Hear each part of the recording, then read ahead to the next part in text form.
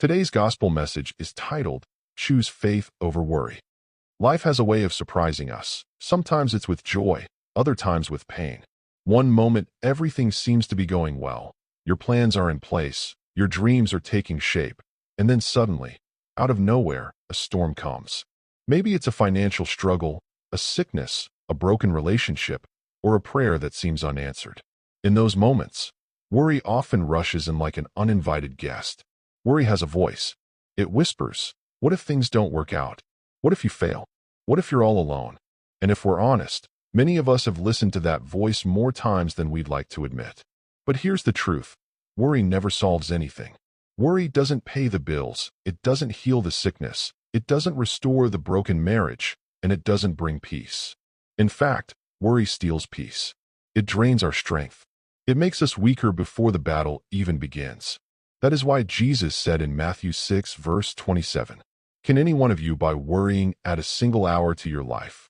The answer is simple. No. Worry adds nothing. It only subtracts. It subtracts our joy, our sleep, our faith, and even our health. Let's imagine two people facing the same problem.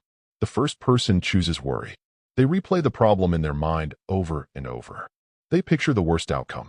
They lose sleep, they lose peace, and they even lose strength. At the end, nothing has changed about the situation. Only their heart has become heavy. The second person chooses faith. They take their burden to God in prayer. They still feel the weight of the situation, but instead of carrying it alone, they give it to the one who has the power to change it.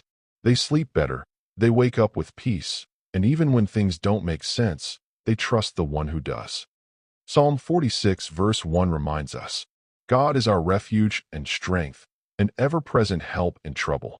Think about those words, refuge, strength, ever-present help. A refuge is a safe place you run to when danger comes. Strength is what you need when your own strength fails. Ever-present means God is not far away.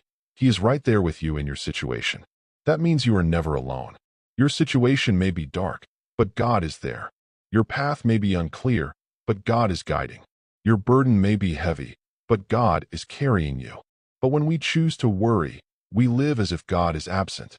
Worry says, I am on my own. I must figure this out myself. Faith, on the other hand, says, I don't know how, but I know who. I don't have the answers, but I know the one who holds the answers. There is an old Scottish proverb that says, what may be, may not be. That's another way of saying